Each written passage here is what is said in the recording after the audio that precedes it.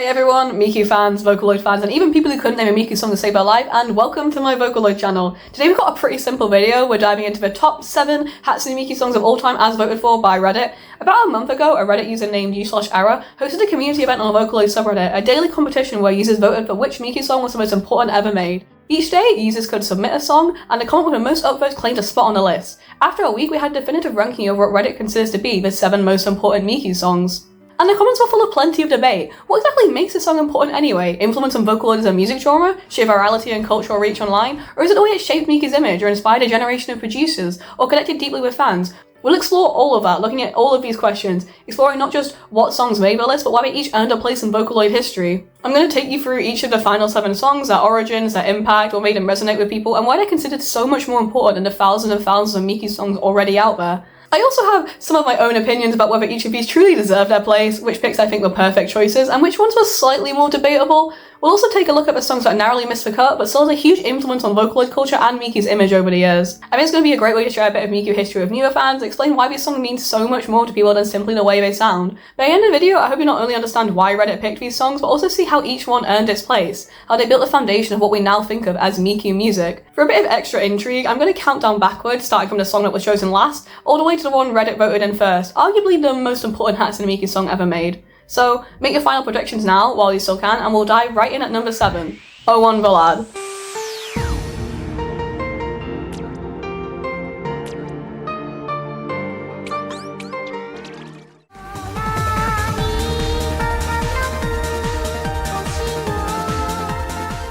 Now, this is an interesting one, and it's almost certainly the least well known of all the songs in the ranking. Honestly, I think even some fairly dedicated fans might not have heard of it before, but at the same time, it's extremely easy to see why it made the list. This is Miku's very first song, her demo piece, the one that introduced her voices to the world. Perhaps it's obvious from the title, 01 Ballad, her first song ever, but it's also a play on the 01 tattoo that she has on her arm, signifying the fact that she was the first of Krypton Future Media's character vocal series to be released. The demo piece came out on the 29th of August 2007, one day before Miku's official launch as a voice bank, making her available for purchase by the general public. It's short, simple, fairly low on the views, but incredibly significant, preceding all other Miku songs and proving that she could be used as a legitimate musical instrument.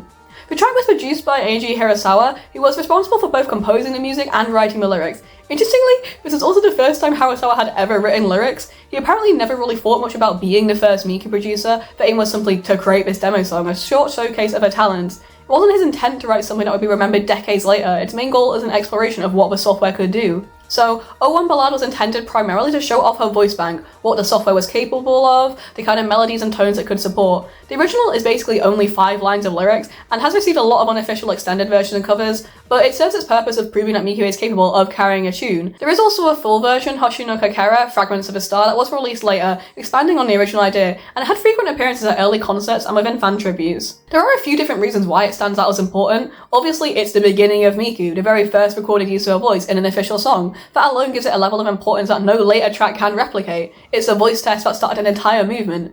And it also clearly works as a proof of concept. There are a lot of reasons why Miku became the face of Vocaloid and gained such rapid popularity, and people mainly point to her iconic design, but I think 01 Ballad definitely played a semi-forgotten part in that.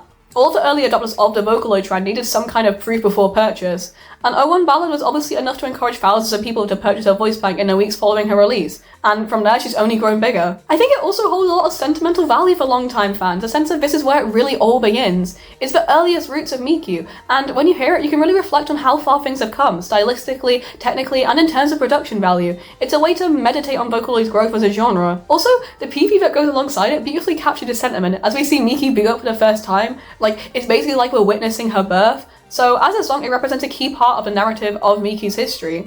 I will say though, while 01 Ballad is hugely important, it does have its limitations if you're looking for something that has more lyrical depth or complexity within the music. It's very easy to tell that it is a demo, and it's definitely not something that I personally come back to much. Like, I don't really listen to it as a song in its own right, but as a piece of Miku lore. But I think that's completely fine. Its job wasn't to top the charts, it was to introduce the world to Miku, and that's what it's remembered as. I do have some issues with its placement, in the sense that it only really feels special because it was the first song, and not really because of any additional musical or lyrical content, at least in my opinion. Like, I feel if something changed in the time stream and a different song was the first Miku song, I wouldn't feel like I had lost anything by kicking 01 Ballad out of the top 7 and replacing it with that. If I was making a list myself, I honestly don't think it would have crossed my mind to add it.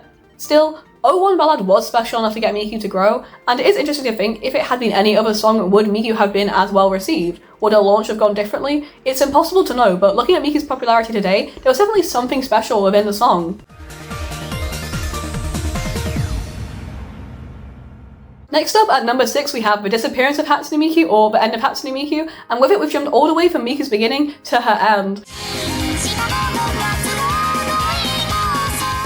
Produced by Cosmo, the track is iconic for so many reasons, pushing Miku's vocal abilities and as one of the earliest emotional dives into what being a virtual singer truly means. The disappearance of Hatsune Miku was released in April of 2008 when Miku was still less than a year old but already a familiar face in online music and anime spaces. She'd gone from being a niche, experimental software to cultural icon almost overnight with plenty of hits, some that are going to appear later in this list, songs that turned her into a global symbol of creativity and innovation. A really fascinating aspect of the early Vocaloid fandom was how quickly fans decided to focus on the Vocaloids as characters in their own right. And Disappearance is one of my favourite meditations on that idea, a reflection on who Hatsune Miku actually is and what she represents.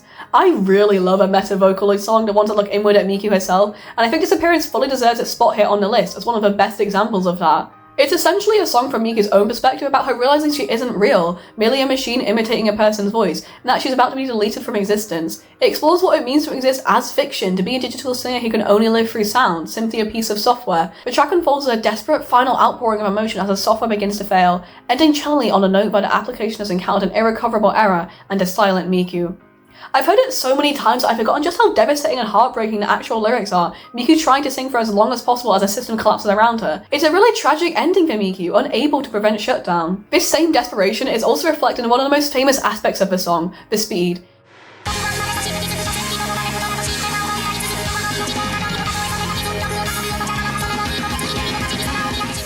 Miku is desperately trying to say as much as possible before she shuts down, and this comes out in an inhumanly rapid expelling of syllables, words spilling out faster and faster as she races against her own deletion. With a BPM that reaches over 240, it's a song that borders on impossible for most people, and whilst there are some amazing human covers that somehow manage to clearly articulate every syllable, it also acts as a brilliant representation of the way Vocaloid can be used to push musical boundaries.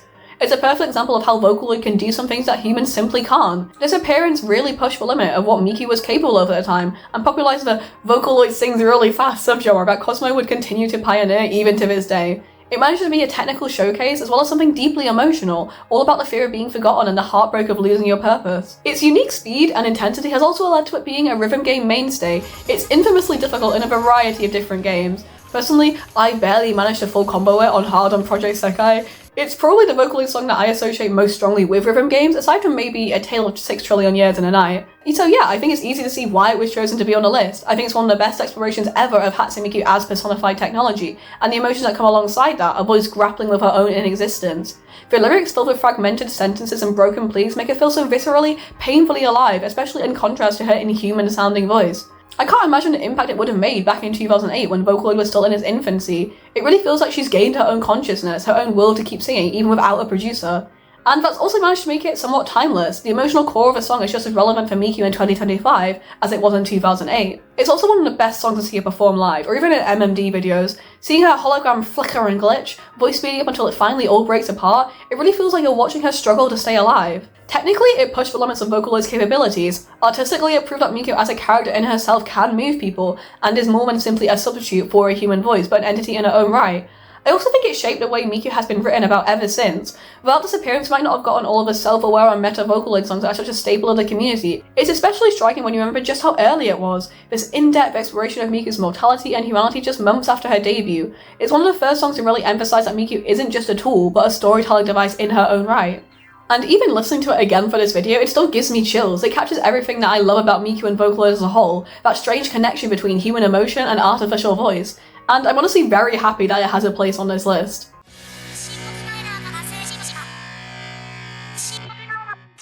Next, at number 5, we have Puppy Po, a song that perfectly captures that chaotic, joyful energy that defined the early days of the fandom. It's a nice bit of tonal whiplash from the existential meltdown of the disappearance of Hatsune Miku. It's a song about Miku trying to make you drink vegetable juice, and in my opinion, one of the most infectiously happy songs ever made, even outside the Vocaloid genre.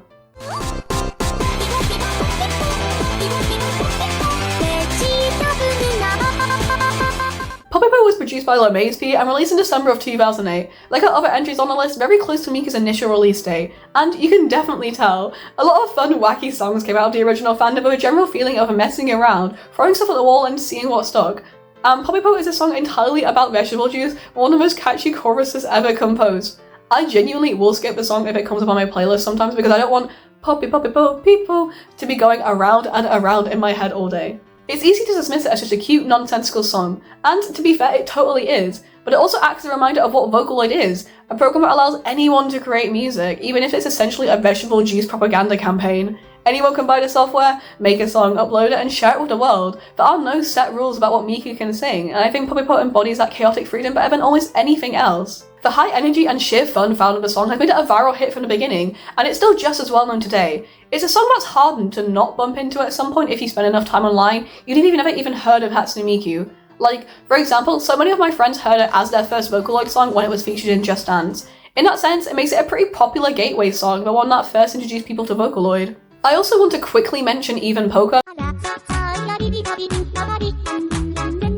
which was included as a bonus song at this point in the list, as the original creator only wanted to include original Miku songs, not covers. I do agree with the choice to only have original songs, however, I'm glad it managed to squeeze its way in there somewhere. Even Poker has a special place in both meme and Vocaloid culture like Poppypo. It originates from the leak spin meme, which was a repeating clip of Arihime from Bleach spinning a leak while a cover by Loitimer of Even Poker, the Finnish folk song, played in the background. Then Automania made the iconic Miku cover, complete with its own Miku version of the leak spin. From that point on, Miku sort of fused with the meme. She became the leak girl, even though the original meme predates her. And so Even Poker is why Miku is so strongly associated with leaks, and why a lot of vocal sims have character items associated with them. This meme was many people's first introduction to Miku, so whilst Even Poker didn't qualify for this list since it's technically a cover, Poppypo feels like an appropriate replacement. They're both fairly nonsensical songs and iconic memes from the early fandom, carrying the same sense of chaotic joy and absurdity. And that's what I love about Poppypo. It's silly, it's simple, it's slightly unhinged, but it also represents a side of Miku and the Vocaloid fandom that's just pure fun, and that's why I'm kinda glad it's on the list. It's a perfect showcase for that side of Miku. Personally, I maybe would have swapped out with Even Poker, but I can't complain too much as it's on the list. They feel like pretty similar songs overall.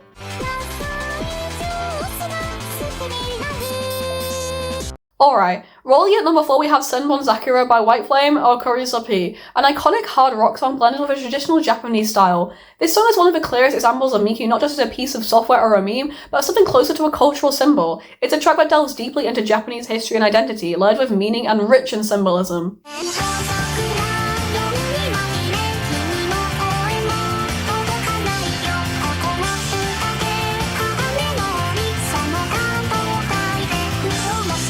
It's also the most recently released song on our list so far, having come out in September of 2011, over 4 years after Miku's initial debut, long after those original iconic songs, the disappearance of Hatsune Miku, Poppypo, Even Poker, had made their mark on Miku's story.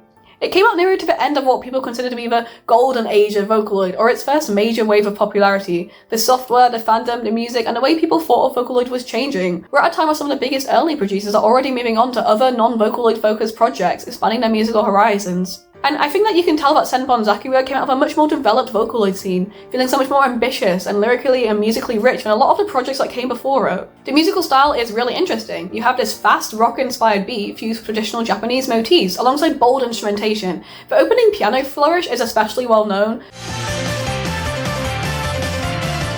Like, I know a lot of Vocaloid fans that attempted to play it at some point with varying levels of success. The accompanying music video was illustrated by Itamaru, drawing heavily from 20th century Japanese aesthetics, highlighting that mix of past and present. You see Miku and the other Vocaloids in militaristic uniforms, a guillotine, old piston trains, and of course, cherry blossoms in bloom, juxtaposing the traditional Japanese imagery with an undeniably modern Vocaloid look and sound. The result is something that feels both old and new at the same time. Lyrically, Senbon Zakura references the Meiji Restoration and the Taisho era, grappling with themes of modernization, revolution, war, sacrifice, and national identity. In my opinion, it's one of the most complex Vocaloid songs that's ever been written because it captures so much tension and ambiguity in its imagery. I think it sticks in a lot of fans' minds, giving it a place on this list because of how much of a cultural phenomenon it became, especially in Japan. It broke 1 million views on Nico Nico in 42 days, and it is now the most viewed Vocaloid song of all time on the site, sitting at 18 million views. It exploded in popularity across Japan, from karaoke charts to live concerts, and it reached a new level of cultural recognition after Wakagi Band's 2014 cover, which leaned even more heavily in traditional instruments and aesthetics. It left a lasting impact on pop culture.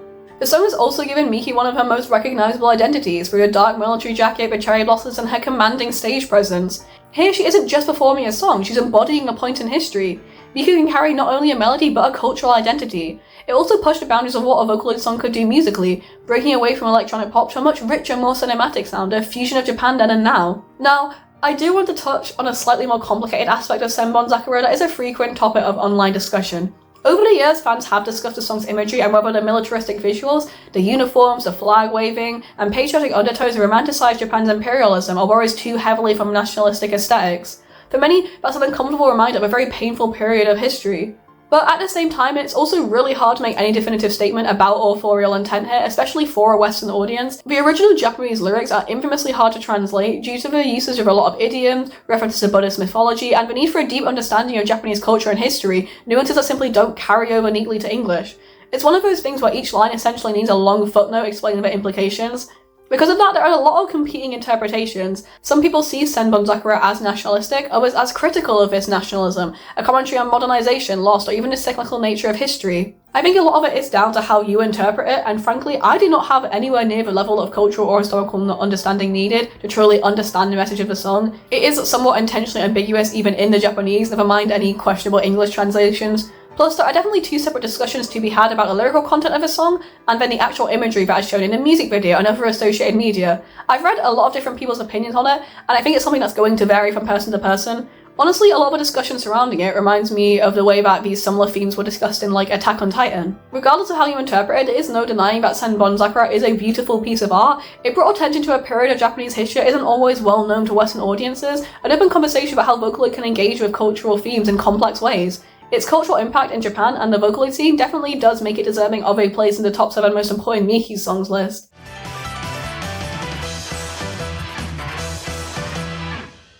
Right, we are now finally entering the top 3, and coming at number 3 we have World Is Mine by Ro of Supercell. This feels like such a formative song for Miku, one of those important early staples that really made people stop and think, wait, this could be more than a gimmick, this could be a genuine musical movement. It's also one of the defining tracks in shaping Miku's identity as an idol, not just a piece of software or a voice bank, but a performer with a distinct personality.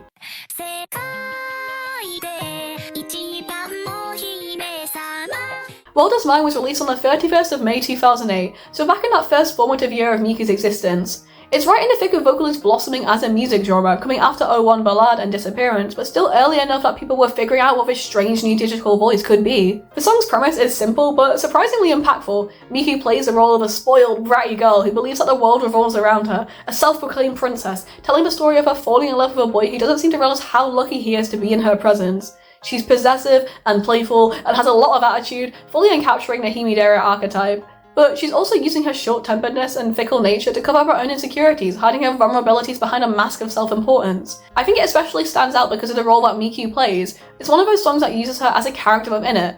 Up to this point, she generally tended to be portrayed as meeker and sweet-tempered, or as a self-aware piece of software, or even a robot. World Is Mine was something new, giving her an unfathomably large ego, and people really like this version of Miku. It varies from person to person whether they believe that the song's narrator is a character that Miku is playing or is a representation of Miku herself, or even somewhere in the middle, but either way the song is inherently tied to Miku's identity. A lot of people consider it to be a character theme song, and as such, it has seen a lot of appearances at concerts, often a song to introduce her to the crowd. After all, she is the #1 princess in the world. The artwork that goes alongside the song, created by Red Juice, is equally iconic. Miku sprawled across her bed in stylish clothes, dripping confidence, truly playing the part of a digital diva. I think that image helps cement how fans see her, not just as software but as a pop star in her own right. For me, I'm somewhere in the middle when it comes to interpreting a song in terms of Miku. I don't exactly think it is Miku singing the song from her perspective, but it has definitely influenced me to think of her character as a bit of a diva, but an endearing one. I mean, she's the most popular vocal synth in the world really is hers. It's not surprising that she'd have a little bit of an ego, even if it's played up to the max in World Is Mine. For many fans, it's the first song they think of when they see Miku. The attitude is bold, the melody is unforgettable, and she simply demands attention, wanting to be seen, loved, and adored. It makes sense that fans would respond strongly to that. I just think it's really fun to sing along to as well. You can lean into that persona, that demanding princess. It also influenced how many later songs would give Miku distinct personas, each offering their own interpretation of who she could be, and helped establish the idea of there being many different versions of Miku across different tracks. Listening to World Is Mine now, it still has that unmistakable, nostalgic early Vocaloid sound. If I was making the list myself, it'd definitely have made the cut. It's a key part of Miku's characterization, and perhaps even a song that is most strongly tied to her image. It gave a lot of people a persona to grab onto, one that is still popular and instantly recognisable to this day. World is Mine isn't just a song, it's Miku declaring her place in the spotlight, telling the world that she belongs on stage. And people definitely agreed, propelling it all the way to number 3 on the list.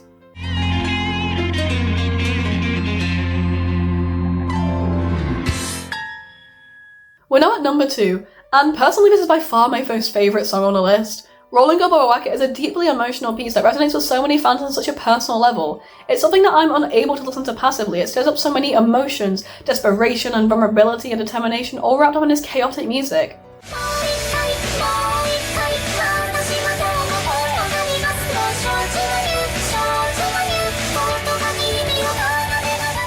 It takes that raw emotion that Vocaloid is capable of and shows just how deeply it can go when a virtual voice suddenly feels so human.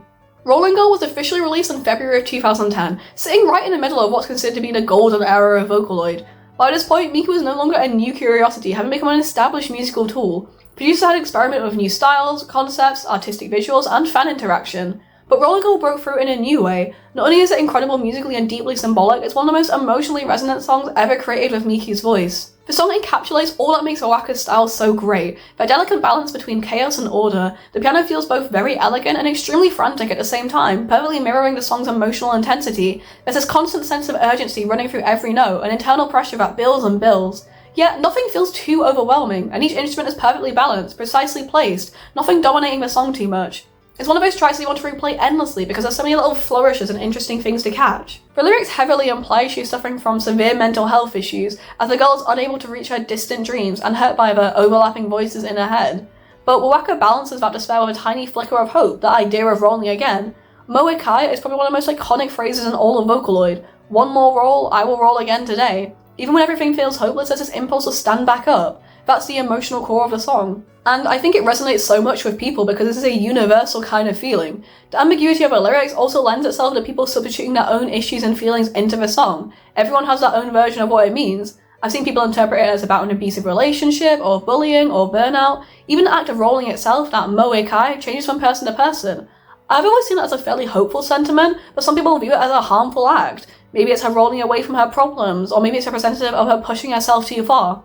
I've always liked to link the act of rolling to the act of rolling a die. By continuing to push forward another day, you take another chance. Each day is like another roll. Maybe you'll get a number you want, maybe you won't, it's all up to chance. But I like to think of it as taking a chance another day, even if that's nowhere near the original intent behind the message. Musically, it's a masterpiece in tension. The song is so close to being too much, feeling too rushed and confusing, and yet it never crosses that line, instead perfectly encapsulating the narrator's mental state. I especially love that opening piano just before the other instruments kick in.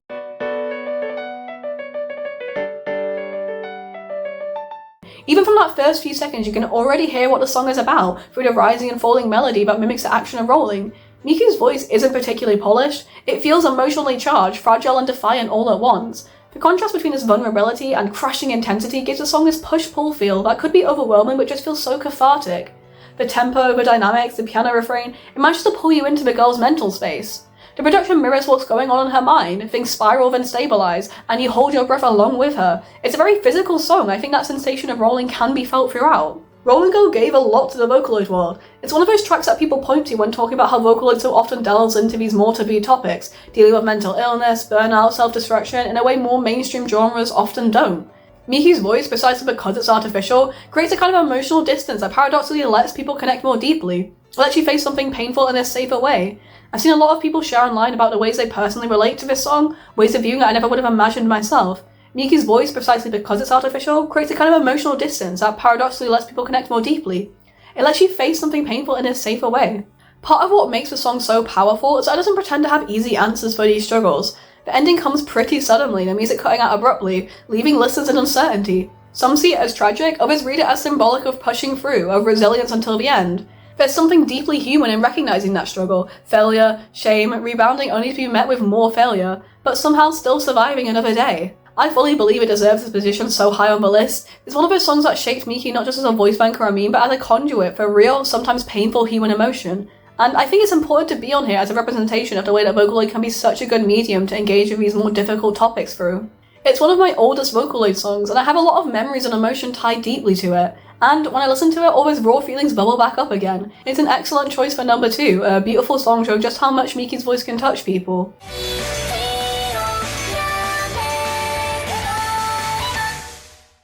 And so, we have finally made it to number 1, and I think a lot of you might have guessed correctly what it was going to be if you have any knowledge of Miku's history. You knew it was coming, I knew it was coming, your predictions were probably correct. At number 1 of the list, the most important Miku song of all time, Melt by Ro.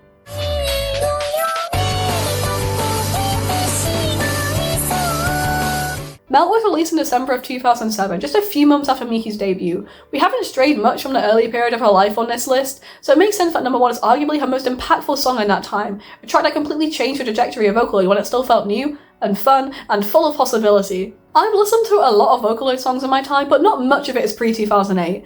In those first few months after Miku's release, people were experimenting, learning how to use their voice for the very first time. A lot of them were also producing music for the very first time too. And, well, you can tell, the tuning is very robotic and flat, and people haven't really started adding their own unique styles and flourishes, and the production is often extremely basic. That's not surprising at all, considering that this is a fledgling music genre populated by complete amateurs learning as they went. It's one of the reasons why I like listening to Miku so much, the way she can belong to anyone. But back then, people tended to use Miku kind of like a new interesting toy. Her songs tended to be jokes or memes or singing about being a vocal synth. She was fun, but felt like a fad, something that would die down over time. But Melt would change everything. It was one of the first times someone had simply made Miku sing a real song, something that isn't deeply online or self-referential, that could just as easily be sung by a human. Melt essentially provided the foundations for the entire movement, the point that people would build off from. It's hard to appreciate when listening to it in 2025. The song is very simple, a cute upbeat tune about a girl falling in love. She's nervous, giddy, embarrassed, and can't stop smiling when she's around the person she likes. That innocent puppy love, that feeling of melting when you're around the person you have a crush on, that's what the song is all about. It's definitely a well-known feeling and infectiously cute, and Ro definitely nailed that energy. The bright guitars, the warm piano, the catchy string of la la la, it's the sound of having a crush. It doesn't hold the same lyrical depth as other songs on this list, like Rolling Girl or Senbon Zakura, but it doesn't need to. One of the things that really stood out about Melt was that it had a much higher production value than almost anything that had come before it. It was the first Vocaloid song to show that Miku could carry a mainstream-sounding hit, a more typical J-pop track. It's important because it wasn't just a meme or a meta song, but something that could be sung by a human. Plus, it sounded professional, polished. People could see that this wasn't just a niche hobby for a handful of internet users, but the start of an entirely new kind of music culture. The success of Melt also helped push Ro and Bear by Supercell into the spotlight, hence why they managed to get 2 songs into the top 7 most important Miku songs list. And through Ro, Miku became inseparable from this new generation of online creativity. Melt wasn't a novelty song or a meme, it was a real pop song. And people were able to fall in love with Miku through this track. Her voice, her energy, the cute music videos drawn to go alongside it. It also manages to capture something essential, the bright-eyedness of Miku's beginning. The moment when people first realised this blue-haired digital girl could be the start of something really big. I think it's something that new fans might not fully understand before they start delving deeper into Miku's history. The first time I listened to it, I struggled to figure out what was so impressive and impactful about it. It's essentially a cute love song with some interesting piano and drums. But if you go back and listen to what else was being created around that time, it's clear that it was a milestone in production, both in terms of the music and in tuning Miku herself. And it is in no way an exaggeration to say that Vocaloid would not exist in the way it does now if it weren't for Melt. It's possible that some other producer would have made a high quality song that puts Miku on the map, however, it's equally likely that without Melt, she would have faded away into internet obscurity. Melt sparked a movement. Many famous producers, like Hachi, Oster Project, and Livetune, have all cited Melt as one of their initial inspirations. You can trace almost all of the Miku music we have now back to Melt in some way. As Hachi's most viewed song, June, says, Miku was born of the Melt sensation. It's hard to think of a Miku song that could be more important than that. It made everything possible, so I think it's definitely worthy of that number 1 position on the list. And I would like to add that it was actually the original creator who added it to the list, rather than it being voted for by fans. But I highly doubt anything would be able to replace it, even if Reddit had been given the option. Melt is universally understood to be the most important Miku song ever. I don't think its position as number 1 could ever be questioned. And that pretty much wraps up the entire list. But since it's my video, I want to discuss a couple of honourable mentions, or songs that I personally think could have made it. For me, each song on the most important list should encapsulate something different about the Vocaloid community. So I do think it's a bit of a shame that there's nothing from outside of the golden era. I do understand that it's always going to be the first songs that are the most impactful, as they're what defined Miku and the Vocaloid genre initially, but still, I think it would have been nice to have some slightly more recent songs. I think the biggest bone I have to pick here is the fact that Sun Planet or June didn't make the list, and believe me, I tried to get it on the list. I'm a massive Hachi fan, so I am biased, but June was so unbelievably impactful when it dropped in 2017. It's probably one of the most controversial Vocaloid songs ever made, and you can really see the full spectrum of reactions from people and other producers. It started a lot of drama, some of it still unresolved to this day. Like, Shudo dedicated the bridge of Jackpot Sad Girl, a song that came out over 3 years after June, to responding to it. The song was made for Miki's 10th anniversary, quickly becoming the most viewed Vocaloid song on YouTube at the time, and essentially chronicled a lot of the major moments in her life, but also kind of refers to the current fandom as a sand planet, something that can be seen as lifeless and barren. It's both a love letter and a lament. And I think it's extremely important as a symbol of the whole Vocaloid is dead era, when Miku experienced this dip in popularity from about 2015 or 16-ish to maybe like 2020, 2021. Although the precise years are debatable, Miku just wasn't popular like she used to be, and Sand Planet is essentially a song about that. It can be read as a call to action or as a celebration of a genre, but some producers who were continuing to make music in this time found it insulting, especially since Hachi had left the Vocaloid scene to produce music under his real name Kenshi Yonezu. I joined the fandom myself in around 2019, and it felt like this song hung like a dead weight over everyone. I actually kind of hated it for a long time because it made me sad to listen to, that reminder that Vocaloid could never be what it once was. And I think for all those reasons it deserves a spot on the list. It was Miki's 10th anniversary song, it's an iconic producer's most well-known work, it's maybe the most controversial song ever, it was the most popular song on YouTube for a while, and, most importantly, it really encapsulates an entire era of Miki's history in just one song. I really want to make a full video diving into it in detail, its impact, the debates surrounding it, the response from other producers. Hopefully some of you guys would watch that too. But as for honourable mentions, I can think of a few others. Tell Your World is a concert staple and pretty nicely encapsulates a lot of what Miku was about in the lyrics. I also would have liked to maybe have an English song on the list, although I'm not sure what that would be. Honestly, the most impactful English stuff seems to be sung by Gumi or Teto. Maybe there's an argument for Miki by Anna Managuchi, but I think a lot of people are very sick of that song. Aishite and Ghost Rule also feel pretty formative to me. It's surprising that Deco didn't manage to sneak his way onto the list, although I'm sure he would have made a top 7 most important producers list. Also, this may be controversial, I'm not sure it would count for this list because it is a duet, but Mesmerizer has become one of the most impactful Vocaloid songs ever, pretty much inspiring an entire subgenre in itself and helping to popularize Teto and Nero online. It also established Castation as an artist who could make any song go viral, and he has certainly been making waves in the scene in the past couple of years.